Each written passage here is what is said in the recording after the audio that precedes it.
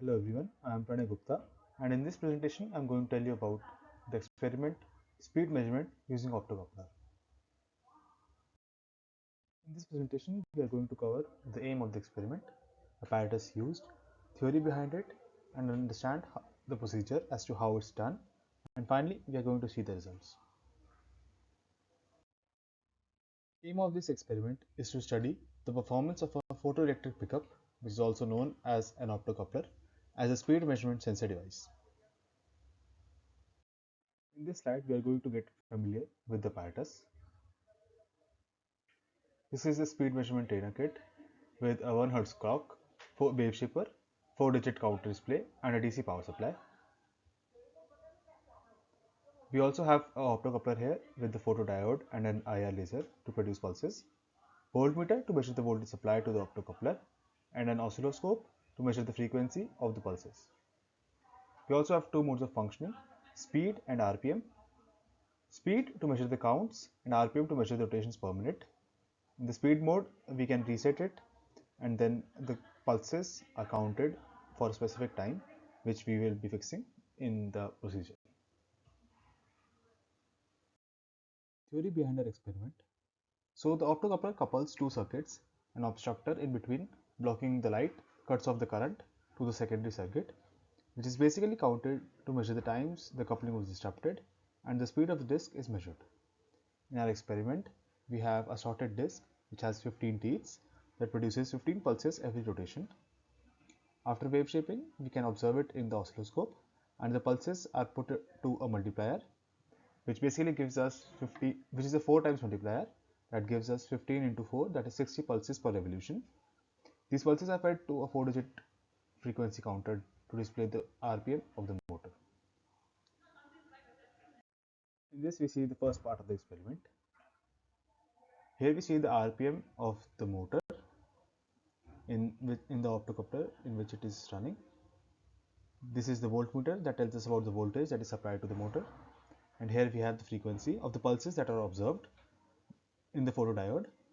As we make the connection to the multiplier, in the next slide I will tell you about how the frequency of the multiplier is correlated with the RPM of the motor that is measured here.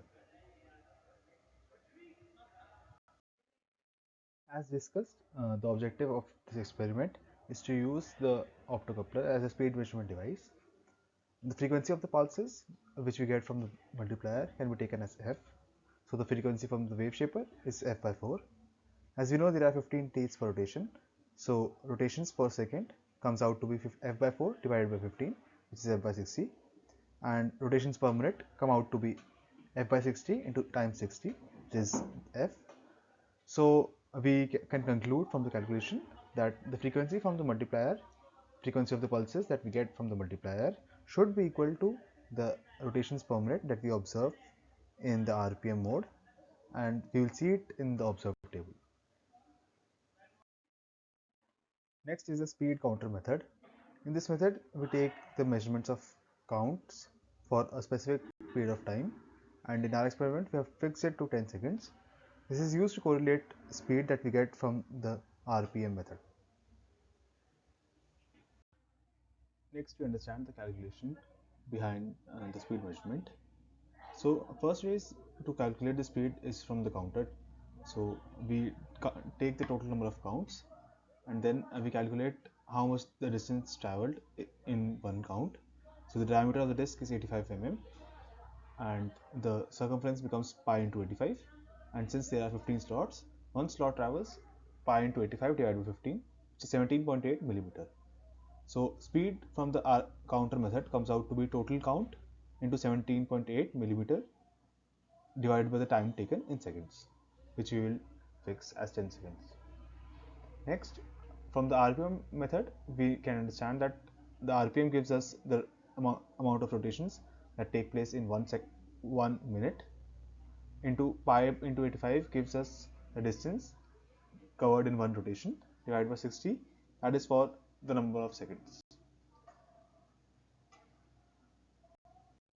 Finally, we get the results in the form of tables that we observe.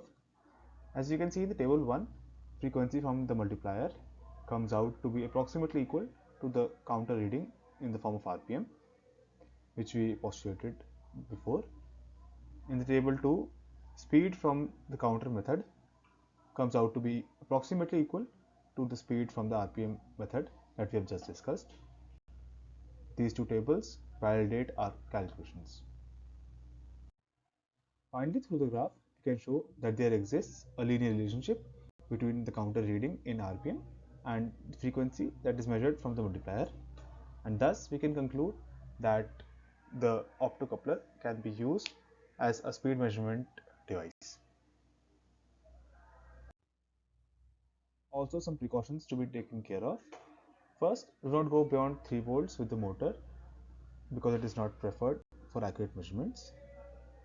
Make sure connections are tight and avoid having parallax error while taking measurements from the eye. Thank you for watching. Hope you liked the presentation.